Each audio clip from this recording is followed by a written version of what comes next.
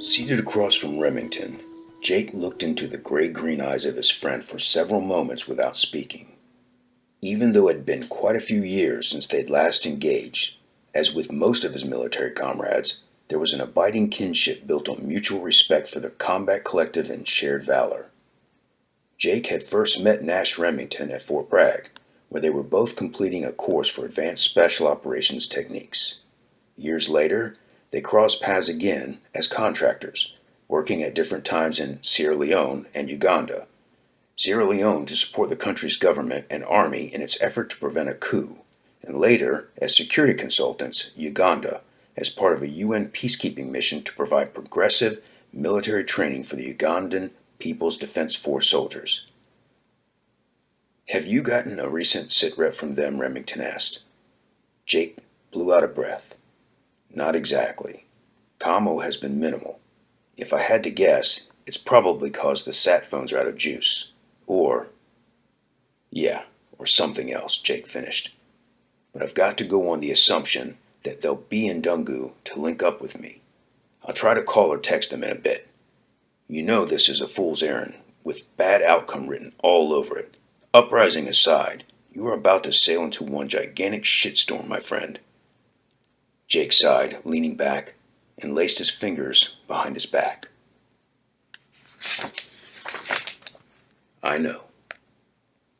Okay, let's talk territorial situation." With his finger, Remington drew a circle around an area on a military grid map in the center of the table. There is heavy fighting ongoing in the central and southern areas of the region, most volatile in the north and south Kivu. Mineral conflicts, refugees, political protest, and widespread disease. I'm sure you know about the Ebola outbreaks. Jake nodded. All that plays into the isolation of the North. Much of the humanitarian efforts, NGOs, peacekeepers, and military have been deployed to the south. Hodule and Basule have almost none, and the few there are pretty useless as they have poor supplies, capabilities, or support. Non-existent infrastructure. "Remy, who do you think did this?" Remington drummed a pencil eraser on the end of the table. "I know you're thinking LRA, and it could very well be. Conflict trackers show increased LRA activity in the area, right where the compound was." He pointed out clusters of symbols on the map. "We know that Coney has ordered more abductions to repopulate his ranks. The latest intel on his location still has him in a safe haven in the Sudanese-controlled border of northeastern Kafia Kingi, but his soldiers are all over the northern DRC. The compound would certainly have been on their radar as a prime target. The only thing that gives me pause is the way it was executed. Most of these attacks are vicious and messy, lots of blood and bodies.